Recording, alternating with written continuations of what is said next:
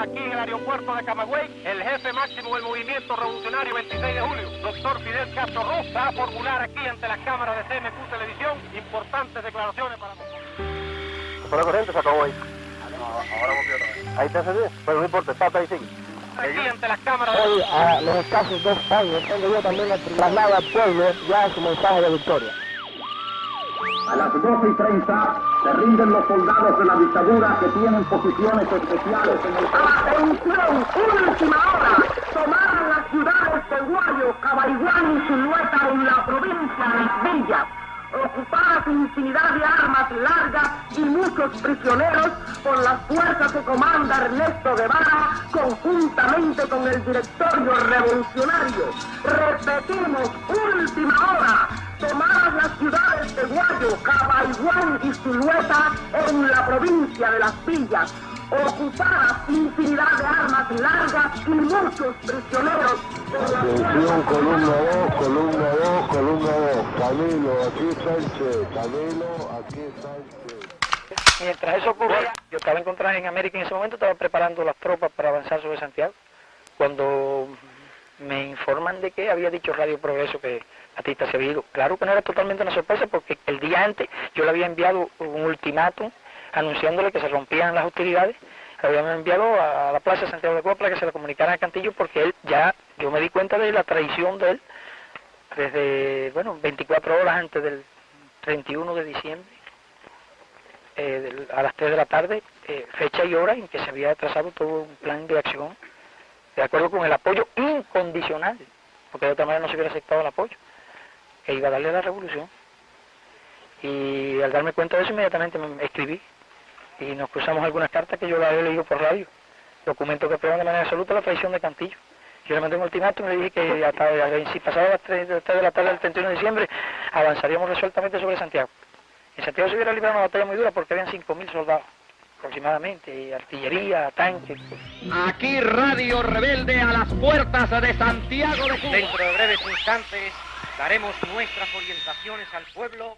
En ese momento se está produciendo la batalla de Santa Clara, porque yo me comuniqué por aquellos días después de los combates de Guisa, me comuniqué con el comandante Ernesto Guevara, que era nuestro comandante en la provincia, y le indiqué, porque él conocía los planes, de que íbamos a avanzar sobre Santiago.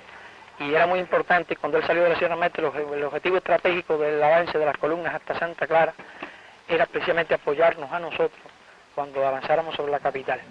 No le voy a explicar ahora porque sería largo cuál fue toda nuestra estrategia. Fue un plan que se hizo y se llevó a cabo, pero con tal exactitud que se ha caído Batista casi el día que pensábamos que se iba a caer. Y cayó Santiago de Cuba más o menos el día que pensábamos que lo íbamos a tomar.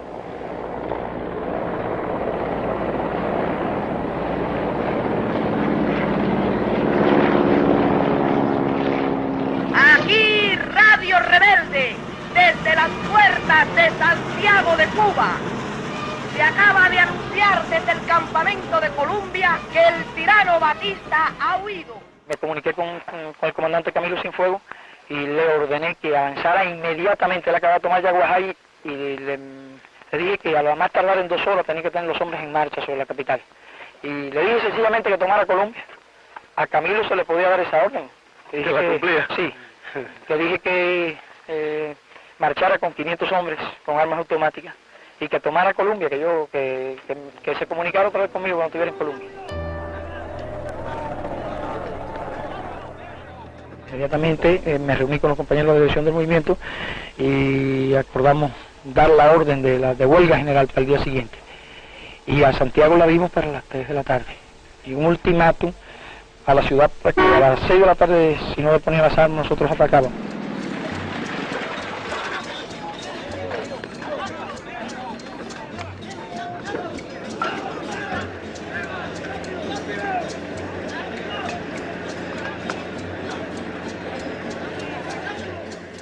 Realmente la guarnición de Santiago de Cuba, donde estaba de jefe el coronel Rego Rubido, que yo tengo muy buen concepto de él, pudo haber hecho resistencia. Ya no habíamos cruzado alguna comunicación relacionada precisamente, yo le había dicho lo que había quedado Cantillo conmigo y lo que estaba haciendo Cantillo.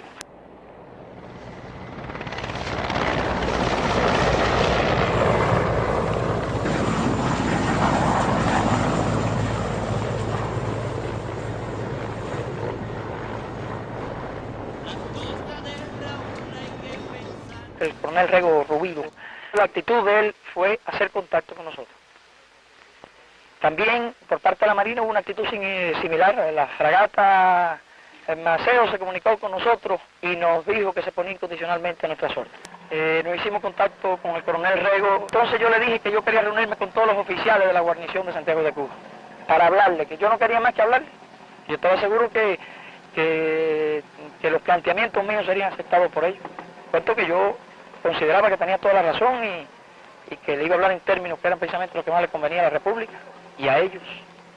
Efectivamente, a las 7 de la noche se produjo la reunión y yo les dije que Cantillo había venido a hablarme en nombre del ejército y lo que había hecho era traicionarme antes de empezar. Y traicionar también a los soldados porque a ninguno de ellos se les consultó sobre nada, que yo no quería golpe, que yo quería democráticamente reunirme con todos los oficiales y si era necesario con todos los soldados para hablarle a todos los soldados. Eso no era una conspiración, eso era una decisión democrática. Que los generales no tenían derecho a decidir sobre qué, que normalmente el militar tiene que cumplir órdenes y obedecer. Pero cuando se trata de cuestiones tan vitales, fundamentales como es para decidir la postura, la posición en un momento histórico de un ejército, hay que consultar a los oficiales. El pueblo de Cuba debe estar preparado para declarar la huelga general. Hay que evitar la huida de... Poco faltó para que nos dijeran a nosotros que entregábamos los fusiles. Yo había dicho reiteradamente y siempre previendo ese peligro, había estado diciendo constantemente que no aceptábamos junta militar y que nuestras condiciones para que aceptáramos cualquier acuerdo con un movimiento militar realizado por los militares que no estuviesen comprometidos con los crímenes o con la inmoralidad, el robo y el vicio. Y el día primero fue un día tremendo, también pues nosotros nos encontramos traicionados, un intento de arrebatarle al pueblo la victoria. Aquella mañana hubo que actuar muy rápidamente. Fue un golpe contrarrevolucionario para evitar lo inevitable. Es que si duraba 15 días más, nosotros hacíamos prisioneros toda la fuerza. Nosotros en ese momento teníamos 10.000 soldados copados en la provincia de Oriente. Íbamos a atacar ya Santiago. Cuando se presentó Cantillo a hacer las proposiciones que yo, por ejemplo, pensaba que, analizándolo fríamente, que lo mejor era no aceptar ningún tipo de apoyo, porque ya la guerra estaba ganada. Pero cuando uno hace esos cálculos tiene que pensar siempre que si se puede lograr el mismo objetivo sin derramar una sola gota más de sangre, porque sobre todo los hombres que cayeron al final de la guerra son los que nos producen a nosotros más tristeza. Por la idea de que han, por ejemplo, sobrevivido a todos los peligros, a numerosos combates y que siempre producen una tremenda tristeza en un momento de un combate victorioso, pensar en los que no vieron el fruto del triunfo. Nos pasó con el comandante Cueva, nos pasó con el comandante Daniel, nos pasó con otro compañero, el comandante Curunó, cuando la batalla de Guisa, que fue el héroe de la batalla de Guisa.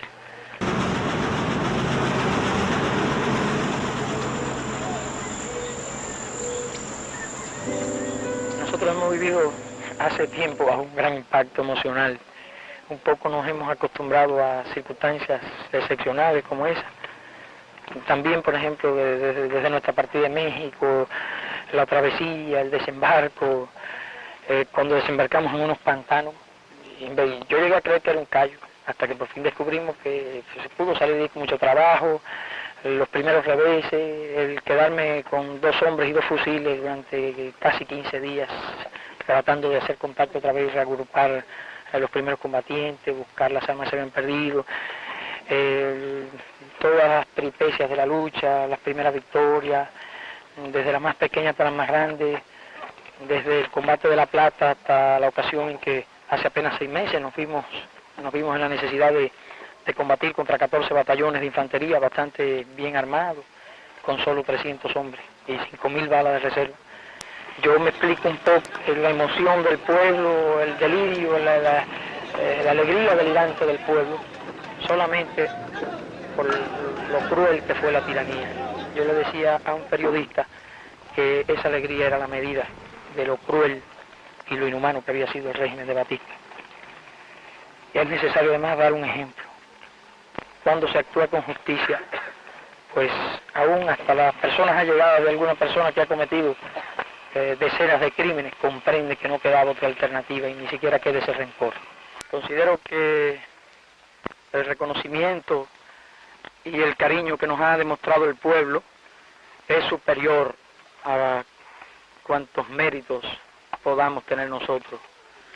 Creo que sencillamente no hemos hecho más que cumplir con el deber y al fin y al cabo no ha sido tanto el sacrificio. Mayor ha sido el sacrificio de las madres que han perdido a sus hijos en esta lucha, que fue una lucha necesaria. Nosotros simplemente consideramos que hemos cumplido con nuestro deber, o al menos con una parte de nuestro deber. Observo que cada día es mayor el trabajo, en ocasiones llega a ser absolutamente agotador. Nosotros llevamos muchos días sin dormir un solo minuto, ni de día ni de noche. Yo estaba seguro que le tomamos Santiago. Ya estaba el plan hecho y no me quedaba la menor duda que le tomamos Santiago. Ya uno conoce tan exactamente las reacciones, las tácticas y todo, uno sabe lo que tiene que hacer y casi resultaban infalibles las tácticas que se iban a aplicar. En eso estamos. Cuando por la mañana, el día primero, me dicen que Radio Progreso había informado de que Batista había ido para Santo Domingo.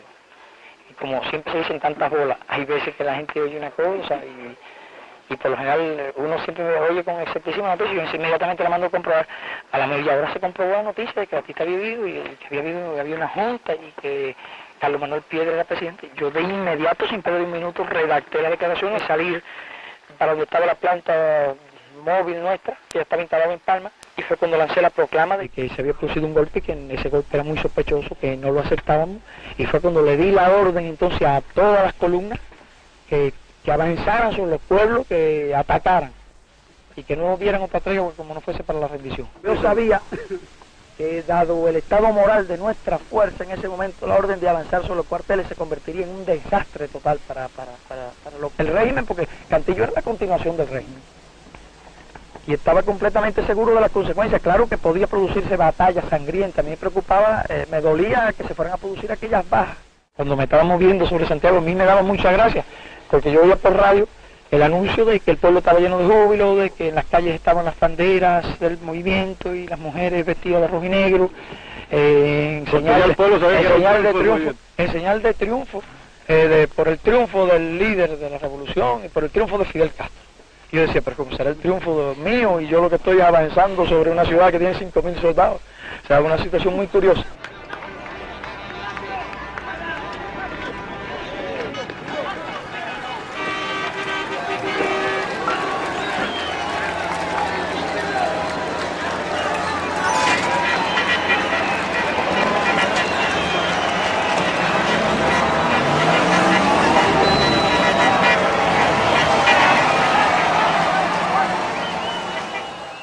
Cuando yo vi las estaciones en el aire, de repente el pueblo en la calle y las estaciones hablando libremente, comprendí que estaba totalmente derrocada, que la revolución triunfaba totalmente, era lo que hacía falta. Se ha producido un hecho extraordinario en Cuba. Yo muchas veces pensaba que la revolución habría que hacerla en dos etapas, que en una primera etapa se conseguiría una parte de la victoria y que después habría nuevos choques. Pero se ha hecho la revolución de una sola vez. Se produjo el desarme total de todas las fuerzas.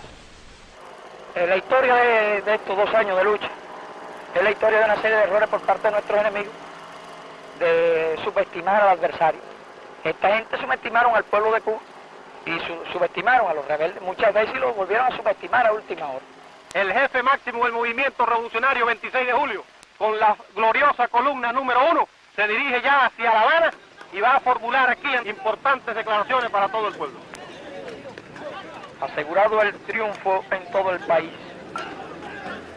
controlados todos los mandos militares de la nación por la jefatura revolucionaria, y siendo ya el magistrado Urrutia presidente de la República, a cuya investidura queda absolutamente subordinado el mando militar que ostento,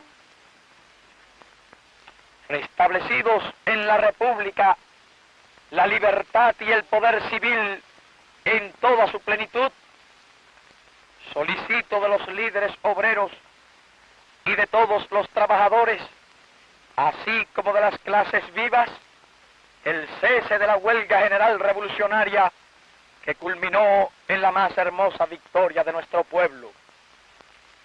Mi recuerdo devoto a los héroes caídos en esta hora de triunfo y mi reconocimiento emocionado y profundo al pueblo de Cuba, que es hoy orgullo y ejemplo de América. Hemos sido testigos, perdón que interrumpa, de la apoteósica ovación y del estruendoso recibimiento que se le ha formulado en la ciudad de Camagüey. Se han lanzado a la calle para victoriarlo. ¿Cuándo podemos anunciar al pueblo de La Habana que arribará a usted? Sabemos que nos están esperando, pero como usted ha podido apreciar, la marcha tiene que ser un poco lenta y eso nos retarda. Pensamos salir esta noche o mañana al amanecer de Camagüey y el miércoles, según nuestros cálculos, llegar a La Habana en horas de la tarde. Comprenderá además la alegría con que van para La Habana, porque casi todos son guajiros de la Sierra Maestra.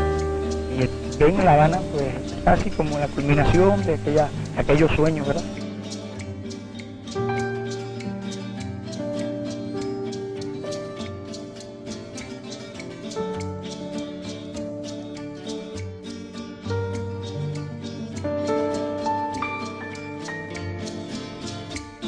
Procura respetar a Che Guevara, evítate un problema con Fidel.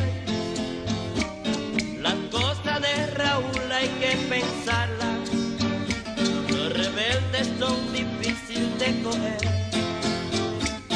Procura no encontrarte con Almeida, con Camilo y con Guillermo y otros más. Hay que verle la cara a los soldados cuando los rebeldes le hacen una emboscada.